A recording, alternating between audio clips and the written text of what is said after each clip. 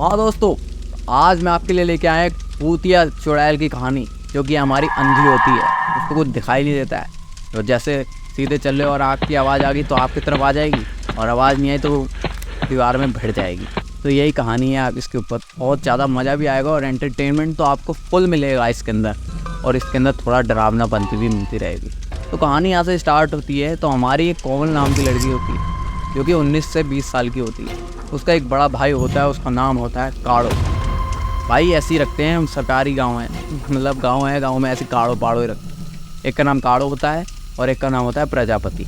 ये दो भाई हैं जो कि चाचा के लड़के हैं, और जो कोमल है वो अपनी ताऊ की लड़की है। वो मतलब एक तरह से जॉइंट फैमिली थी पूरे गाँव, मतलब जो हमारा पूरा गाँव था उसके अंदर यही एक जॉइंट फैमिली थी। बहुत ही ज़्यादा जॉइंट, बहुत बड़े बड़े मतलब घर है इनका, और सबसे ज़्यादा मिलके ये रहते हैं। इनके गांव में बहुत बढ़िया नाम भी था। तो कोमल का ना एक आदत थी बहुत ज़्यादा गंदी और बेकार, और वो बहुत ज़्यादा मजाकिया थी।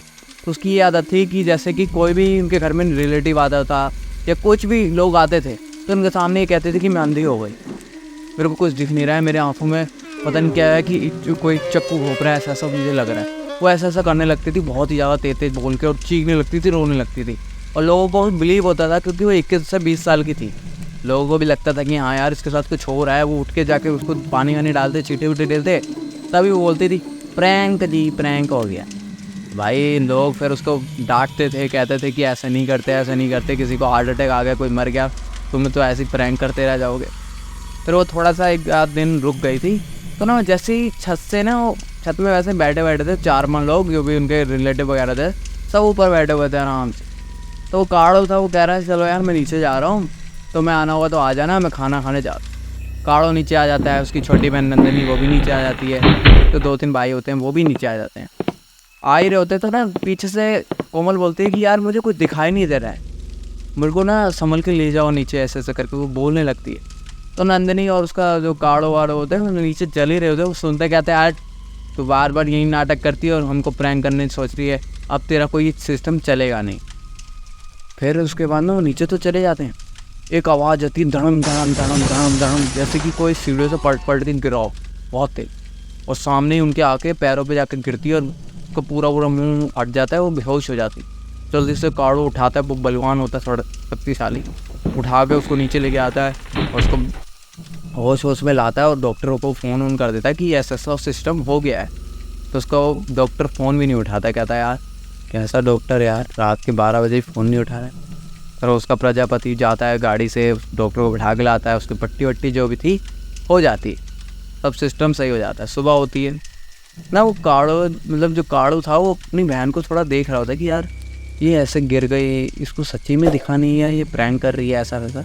तो वो होश में आई कोमल, तो उससे पूछा कि तू सच्ची में अंधी हो गई थी क्या, जो तेरे को दिखा नहीं और तू बोल रही थी कि मेरे को दिख नहीं रहा है, ऐसा ऐसा मुझे ले जाओ। वो कहती है हाँ मेरे को ना दिखा नहीं रहा, मतलब कुछ दिख नहीं रहा था, और मैं जैसे आगे कदम बढ़ाया और वैसे ही मैं धड़म धड़म करके नीचे गिर गई, और मुझे को किसी ने मदद भी नहीं करी। वो ना बहुत ही ज़्यादा ऐसे जैसे बीमार हो जाता है तब भी वो चुल काटती रहती थी, पर उसका सिस्टम थोड़ा चेंज सा हो गया था, बर्ताव अलग सा हो गया था। वो किसी से बोल भी नहीं रही थी ज़्यादा। उसने काड़ो ने सोचा और उसके प्रजापति दोस्त मतलब भाई ने सोचा कि क्या पता हमने इसकी मदद ना करी हो, तभी ऐसे ऐसे नखरे दिखा रही है और गुस्सा उस्सा हो रखी है। तो उसकी मम्मी कहती हैं चलो कोई बात नहीं, एक आध दिन में वो मान जाएगी, उसको खाना वाना कोई मनपसंद वाला होगा मैं वो बना देती है। वो वैसे ही निकल गई आंटी, जो भी उसका बनाना था, और प्रजापति और काड़ो हमारा इधर उधर हो गए।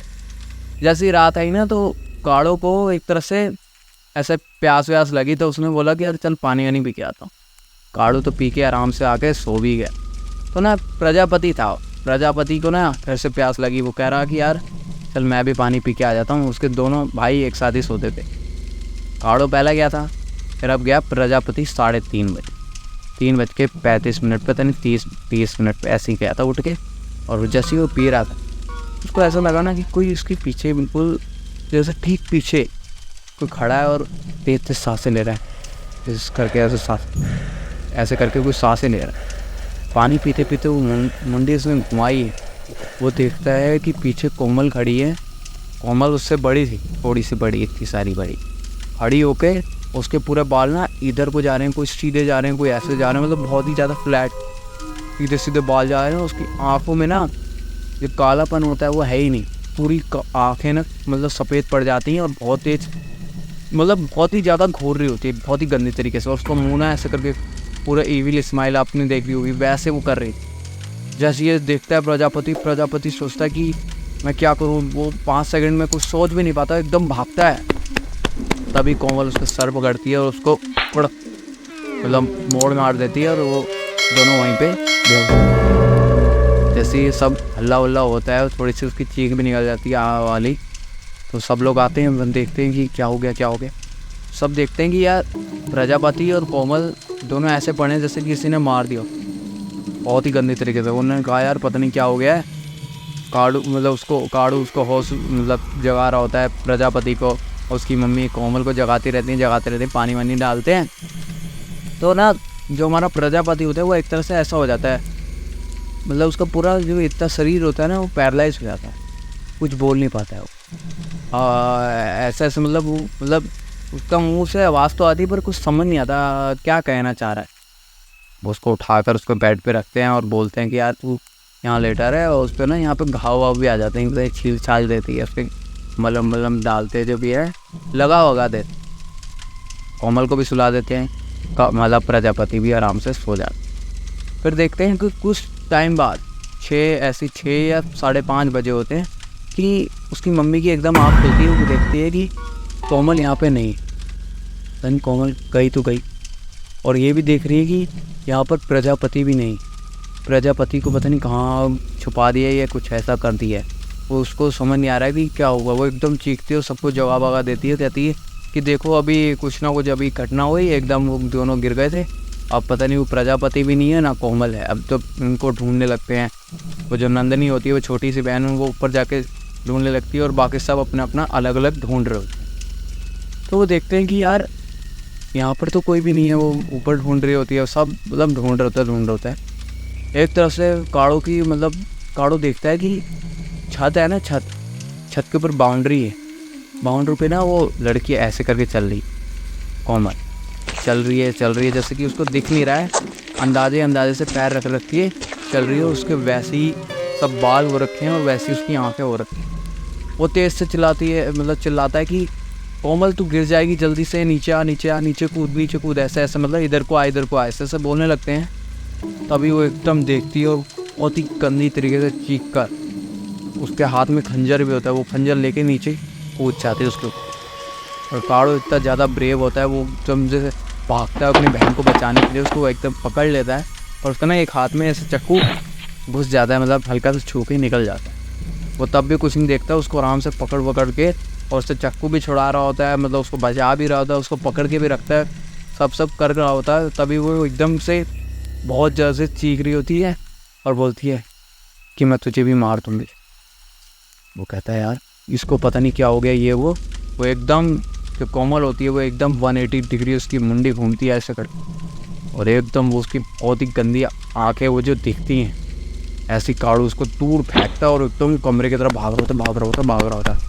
वो जैसी उठती है कड़क हड्डियाँ पता नहीं कैसी आवाज़ें कर रही होती हैं, वो एकदम उठती है और उसके पीछे चाकू लेके भाग रही होती बहुत तेज भागती वो एकदम गेट बंद कर लेता है और वो चुड़ैल लाकर दीवार पर ठोक जाती है, क्योंकि वो अंधी होती है। और वो उसको काड़ू को सब पता लग जाता है कि ये चुड़ैल जो भी इसके अंदर आई है कोमल के अंदर वो अंधी, इसको पता नहीं लग रहा है कि हम कहाँ पर हैं। ये सब अपने परिवार वालों को बताता है कि वो चुड़ैल अंधी है, तो तुम्हें ध्यान रखना है कि हल्की सी भी आवाज़ करो तो आपकी सर कलम हो जाएगा। सब खत्म। वो आराम से वो ऐसे करके ढूंढ रही है कहाँ है, ऐसे मतलब अंधे धुंध ऐसे करके चला रही है, चक्कू पे चक्कू मतलब चला रही है कि किसी को लग जाए और किसी का खून निकल जाए और वो चाट ले, ऐसा वो कर रही। सब शांत हैं, वो उसको सब मतलब जो काड़ू है उसने सबको समझा दिया कि तुम हरकतें मत करना, नहीं तो तुम्हें वो मार दो, क्योंकि उनकी कान बहुत तेज़ होते हैं, जो अंधे वगैरह होते हैं उनके कान बहुत तेज़ होते हैं। वो ऐसे कर रहा होता है।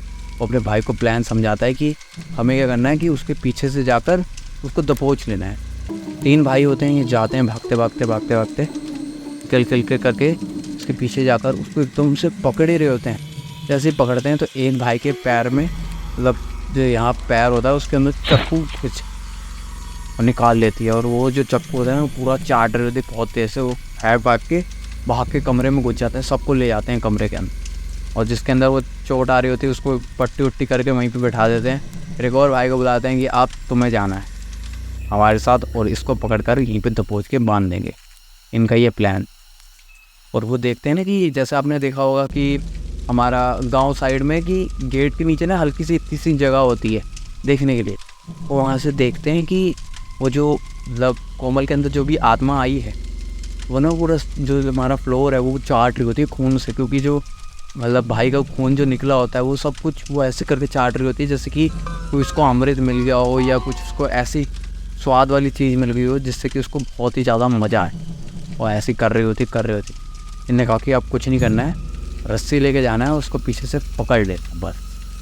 ये तीनों जाते हैं आराम से उसको पकड़ कर वहीं पे कमरे के अंदर बांध देते हैं और एक सीट के अंदर पूरा कस वस देते हैं अच्छे तरीके से और कमरे को बंद कर देते हैं और सब बाहर आ जाते हैं। सब कहते हैं कि यार चलो ठीक है, अब वो बंद गई है, अब वो कुछ नहीं करेगी। फिर थोड़ी देर के बाद ना एक ऐसी आवाज़ आती है जैसे कि मैंने आपको थोड़ा सा बताना भूल गया कि जिस कमरे के अंदर इन्होंने बंद किया है उस कमरे से वो छत पे एक सीढ़ी जाती और उसी छत पर वो नंदिनी भी थी जो उसको ढूंढने गई थी कोमल को। और उसको पता नहीं है कि नीचे क्या क्या हरकतें हो रही। सबको एक तरह से मतलब पता लगता है कि हाँ यार नंदिनी तो छत पे ढूंढने गई थी, क्या पता अब नंदिनी के साथ कुछ हो ना जाए, ऐसा ऐसा करके वो बोलने लगते हैं। तब एक धड़म की आवाज़ आती है कि जैसे कि किसी ने वो छत वाला गेट को तोड़ा है और अंदर को उस तरफ गई। भागता है काड़ो, एकदम भागते हुए जाता है कि नंदिनी को वो मार ना दे, उसको भी खून वून ना पी जाए। भागता है, जैसे खोलता है तो देखता है कि सामने नंदिनी पूरी फ्लैट नीचे पड़ी है बेहोश, और वहाँ पर कोमल नहीं। वो कहता है कि चलो ठीक है, इसको उठाते हैं और जल्दी से बाहर ले जाते हैं। तो जल्दी से उसको बाहर लेके जाकर एक जगह वो खड़े होते हैं। वो देखते हैं कि वो फिर से वो छत पर घूम रही होती है बहुत तेज ऐसे फाड़ने की तरफ, मतलब जैसे किसी को मार रही है। पर वो अंधी होती है कि इसको कुछ दिख नहीं रहा होता उसको, वो ऐसी हवा में तीर मार रही होती है एक तरह से। और एक तरह से उसका पैर स्लिप होता है और धड़म से आके नीचे गिरती है। कुछ लोग तो हंसी भी आती है, कुछ लोग रो भी रहे होते हैं। उसकी मम्मी जिसके अंदर वो मतलब आ रखी है, उसकी बेटी है, तो मतलब बहुत ज़्यादा रोती रहती है। तो काड़ू सोचता है कि यार मैं फ़ोन लगाता हूँ, थोड़ा सा जब दूर जाके वो फ़ोन में मिलाता है और पंडित जी से ऐसे कहता है कि आप आ जाओ, यहाँ पर बहुत ज़्यादा ख़तरनाक सिस्टम हो रहा है। तो पंडित जी कहते हैं मेरे ऊपर भी एक मतलब जो गुरु हैं जिन्होंने मेरे को विद्या हासिल कराई है, मैं उन्हीं के साथ आऊँगा आपके पास सुबह से 6-7 बजे। तो जैसे 7 बजते हैं पंडित जी भी वहाँ से आते हैं और पंडित जी ना बस दहलीज पे कदम ही रख, वो ना जो औरत होती है उसको फिर से पकड़ के बंद तो कर देते हैं। वो औरत फिर से खट करने लगती है बहुत तेज। कहती मैं मार दूँगी, फाड़ दूँगी, चीर फाड़ दूँगी, पूरे मार दूँगी, एक कोमल को मार दूँगी, ऐसा मतलब बहुत तेज़ से चीखने लगती है, चिल्लाने लगती है कि वो पॉजिटिव होते हैं बिल्कुल इंसान। वो आकर बैठते हैं, कहते हैं कि हमारे पास बिल्कुल टाइम नहीं है, हमें 2 घंटे के अंदर ही विद्या को पूरा करना है और इसको यहाँ से निकालना है, ये बहुत ही ज़्यादा गंदी चुड़ैल। तो उन्होंने सबको जो काम वाम सौंप देते हैं 4-5 भाई को कि आपको ये सामग्री लानी है और यहाँ पर ऐसे करके हवा कुंड मतलब जलेगा जो भी।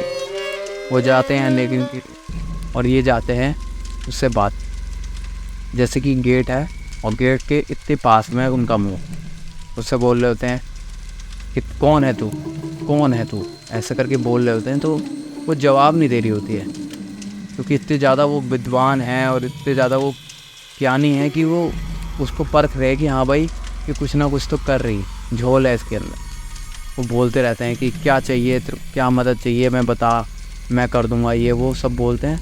जैसे ही 15-20 मिनट होते हैं एकदम से पास में एकदम गेट बजता है उनके इतने पास। वो बोलती है कि पंडित तुझे भी मार दूंगी, अच्छा हुआ है तू भी आ गया, अब तेरा खून तो और भी ज़्यादा मीठा होगा, मैं तुझको भी मार दूँ। ऐसे से कह के पंडित के ना पैर गेट के बिल्कुल पास, गेट के नीचे से हाथ आता है और पंडित के पूरे पैर को नोच देती। और मतलब जो उसके नाखून होते हैं उसके अंदर सारा खून मांस वगैरह सब लग जाता है। वो सब अंदर ना ऐसे आवाज़ आ रही थी जैसे कोई चाट रहा है, खा रहा है, बहुत स्वाद ले रहा है ऐसे करके। पंडित जी पीछे आते हैं, उनकी पट्टी वट्टी सब होती है, तभी वो हवा कुंड जो भी था हमारा सामग्री उसकी लगती है और वहाँ पर सब प्रक्रिया चालू हो जाती है। वो अंदर से चिल्ला रही होती है, बहुत तेज तेज चिल्लाती रहती है, बहुत तेज तेज चिल्लाती रहती है। कहती है मैं इसको मार दूंगी, कोमल को मार दूंगी, ये वो। तो सब ना जो बाबा होते हैं उन्होंने सब बता दिया है कि ये उसको कुछ नहीं कर, अगर इसने कुछ करा तो ये आत्मा खुद भी ये यहाँ से चली जाएगी। ऐसा इसका सिस्टम था। अगर जब तक वो उसके अंदर है तब तक ये कुछ कर पाएगी, तब मतलब उसका वो एक तरह से गोल्ड एरिया है। अगर उसके अंदर रहेगी तब ये हमें नुकसान पहुंचा पाएगी और वो किसी की भी मार देगी और उसको मतलब पेट पे उसका वैसे ही भरेगी। तो उन्होंने कहा चलो ठीक है, अब हमें किसी को मदद नहीं करना है। तो घेरा बनाते हैं, कहते हैं कि इसके अंदर सब लोगों को बैठना है। और वो जो ताऊ और चाची होती हैं वो कहते हैं कि हम तो भाई यहाँ से जा रहे हैं। और बाहर की तरफ खड़े हो जाते हैं कि बाहर आंगन में जाकर खड़े हो जाते हैं कि हम नहीं देखेंगे, क्या पता हमको भी वो मार वारना। उन्होंने कहा चलो ठीक है तुम बाहर रहो, हम सब वो जो घर वाले थे मेन बंदे थे वो घर के अंदर थे। सब घर के अंदर हैं, पूजा वूजा चल रही। तो एक तरफ से काड़ू को याद आता है कि यार वो जो गेट है वो तो उन्होंने तोड़ दिया, क्या पता वो वहाँ से ना आ जाए, क्योंकि बहुत ज़्यादा वो शांत हो गई थी। 5 से 10 मिनट तक उसकी कोई आवाज़ ही आ ही नहीं रही, कोई आवाज़ नहीं आ रही। पंडित को भी पता लग गया कि कुछ ना कुछ तो वो गड़बड़ कर रही है। वो फिर से छत पे जाती है, काड़ू देखता है कि पंडित की आवाज़ वो सुन रही है और वो इधर कोई देख। एक तरह से उसका पैर लगता है, वो फिर से चपाक करके नीचे गिरती है बिल्कुल फ्लैट। और जो नंदिनी होती है वो एक तरह से आवाज़ देती कि दीदी दीदी आप गिर गए। भाग ही रही होती है, तभी काड़ू एकदम से पकड़ता है, उसको बिठा लेता है कि नहीं वो हमारी दीदी नहीं है, उसके अंदर वो कोई आत्मा है जो अंधी बंदी है, वो सबको मार देगी, मत जाना कोई भी पास। वो काड़ू उसको बिठा लेता है। वो जैसी फ्लैट गिरती है ना, एकदम से 5 से 6 सेकंड होते हैं, एकदम कट पट ऐसे करके आवाज़ आती है और वो एकदम उठ रही होती है, बहुत गंदी तरीके से उठती है और बाबा के सामने आकर ऐसे खड़े हो जाती है। खड़े होते ही बोलने लगती है कि मैं तुझको मार दूँगी, ये वो। मतलब उसको चक्कू मार ही रही होती है, पर वो ना उसको लग नहीं रहा होता है, चक्कू लग ही नहीं पाता है, क्योंकि इतनी ज़्यादा उनके अंदर शक्ति होती है। ऊपर से वो मंत्र पढ़ रहे होते हैं, वो ऐसे ही सब कुछ वहाँ पे सीन रहता है। तो ना वो सोचते हैं कि अब यहाँ पर घेरा बना देते हैं, तब ये आ गई है, ये यहीं बैठे रहेंगे। तो उसके साथ जो पंडित के साथ जो आते हैं चेले चपाटे, वो सब कुछ यहाँ पे घेरा वेरा बना देते हैं। वो उसी के अंदर बेहोशी हो जाती है, उसको कुछ एनालाइज नहीं होता कि क्या हो रहा है बाहर, कुछ नहीं। और उसका जो काड़ू होता है उसको लगता है कि इसके अंदर से वो भूत जो प्रेत जो था उसके अंदर वो निकल गया है। वो आगे उसको हक करता है, बोलता है कि तू ठीक हो जाएगी, ये वो, मैं मतलब तेरे साथ हूँ, ऐसा वैसा सब पता। बोलता है कि चलो, वो रोती रहती है, वो कहती भैया मेरे साथ पता नहीं क्या हो गया, ये वो, मेरा पूरा मन फाट गया, ये मतलब वो सब बताती है कि मेरा पता नहीं कैसे मैं हो गई, ये वो, मतलब पूरा बोलती रहती है मैंने आपको चोट पहुँचाई, ऐसा ऐसा कहती रहती है। अरे कुछ नहीं हुआ, कुछ नहीं हुआ। तभी देखता है कि काड़ू की पीछे से लाइट आ रही होती ना, तो लाइट से ऐसा दिखता है कि कुछ शैडो है जो हमारे तरफ कोई आ रही है, बहुत बड़ी शैडो, और उसके हाथ में खंजर भी है। वो एकदम से आ रही और इन्हीं के पास आकर ना ख़त्म सी हो जाती है। वो देखता है कि पीछे भी वो शैडो गई नहीं है, यहीं पे आई है और ख़त्म हो गई। फिर आवाज़ आती है उसके बगल से, किसे ढूंढ रहा है? वो बिल्कुल चुप हो जाता है। को कुछ समझ नहीं आता है कि यार क्या पता इसके अंदर वो फिर से ना आ गई। तेरा हाँ, मैं तुझसे ही पूछ रहा हूँ। पूछ रही हूँ मतलब ऐसा करके बोलता है कि मैं तुझसे ही पूछ रही हूँ, किसे ढूंढ रहा है। वो बिल्कुल डर जाता है, कांप जाता है और कहता है कि यार अगर मैंने मुंडी घुमाई तो ये फिर मार देगी, और अब मैं छूट आऊँगा तब भी ये मार देगी। इसने कहा कुछ नहीं होता है, मेरे को बहन को बचाना है। कस के बिल्कुल पकड़ लेता है और बोलता है कि मैं तेरे को जाने नहीं दूंगा, ये वो। उसको बिठाता है, वो बोलते हैं, हंसती रहती है, वो चीखती है कि अब तो तू ही गया, तेरे पूरा ख़ानदान को मैं मार दूंगी, ऐसा वैसा वो बोलती रहती है। और उसको चेल चपाटे आते हैं, वो सब उसको पकड़ लेते हैं और उसको ना वो पूरी गर्दन यहाँ से खा रही होती है, तब मतलब मोटा मोटा वो बाइक लेकर चबा रही होती है, बहुत ज़्यादा स्वाद लेती है। वो जो भूतनी होती है वो बहुत ही ज़्यादा गंदी होती है, वो खून की प्यासी होती है, बहुत ही ज़्यादा ऐसा करने लगती है। वो जो चेलो चपाटे थे वो कस के पकड़े हुए हैं, उसको मतलब छुड़ा भी नहीं पा रहे हैं। 1-2 चुल्ले चपाटों को तो वो फेंक भी देती है, पर वो काड़ू होता है उसके अंदर बहुत ज़्यादा दम हो, उसको पकड़ के रखता है। ऐसे 15-20 मिनट के बाद मतलब वो सब कुछ शांत सा हो जाता है। सबको लगता है कि वो जो मलांदी चुड़ैल थी वो चली गई। फिर बाहर से एकदम से चीखने की आवाज़ आती है, इनके ताऊ बहुत तेज़ से चीखने की आवाज़ आती है कि जैसे कि ताऊ को पता नहीं कुछ हो गया, वो भागते हुए जाते हैं देखते हैं कि उनकी जो ताई थी उनके अंदर वही आत्मा आ चुकी है, और वो ना दीवार की तरफ बोलती है मैं सबको मार दूंगी, ये कर दूंगी, वो कर दूंगी, तो सबको फ़ोन पे जाऊंगी, ये कर दूंगी। एक तरह से उन लोगों की हंसी भी निकलती कि हम तो इनके सामने भी नहीं है, तब भी पता नहीं किससे कह रही है कि मैं मार दूंगी, ये मार दूंगी, क्योंकि वो अंधी थी ना, कहीं भी देखकर बोल दे रही थी कि सबको मार दूंगी, ये कर दूंगी, वो कर। कभी कभी तो पंडित जी को भी ऐसा लगता होगा कि ओम नमस्ते सत्यनारायण, उस हंसी आ जाती होगी एक तरह से, क्योंकि अंधी थी, वो अलग ही एक्टिंग कर रही थी। ये सब होता है, उसको जो भी हमारा जो ताई थी उसके अंदर जो आत्मा आ गई थी, वो पता लग जाता है कि पंडित को कि हाँ भाई इसके अंदर भी वही आत्मा आ गई। सब जाते हैं उनको पकड़कर वहीं पे बिठा देते हैं, बिठाकर उनके ऊपर ऐसे गर्मा गर्म भभूत निकाल कर दोनों पे लगाते हैं, पहले हमारी कोमल पे और दूसरी बार जो ताई होती है उन पे। जैसे ही भभूत लगती है वो एकदम से बेहोश सी हो जाती है, और कहते हैं कि ये जो धागा है ये तुम्हें बांध कर रखना है 6 महीने तक, अगर तुम ये उतार दोगे तो तुम्हारे अंदर फिर से वो अंधी चुड़ैल आ सकती है। तो वो कहते हैं कि अब तक उसके अंदर वो मतलब जो धागा है वो बंधा पड़ा है। यही थी मतलब एक अंधी चुड़ैल की कहानी। क्या पता आप कहीं पे घूम रही हो, कहीं ना कहीं दीवार पे ठुक रही हो, कुछ ना कुछ तो उसके साथ हो रहा होगा। तो मिलते हैं दूसरी वीडियो के साथ, तब तक के लिए नमस्कार, बाय बाय, थैंक यू।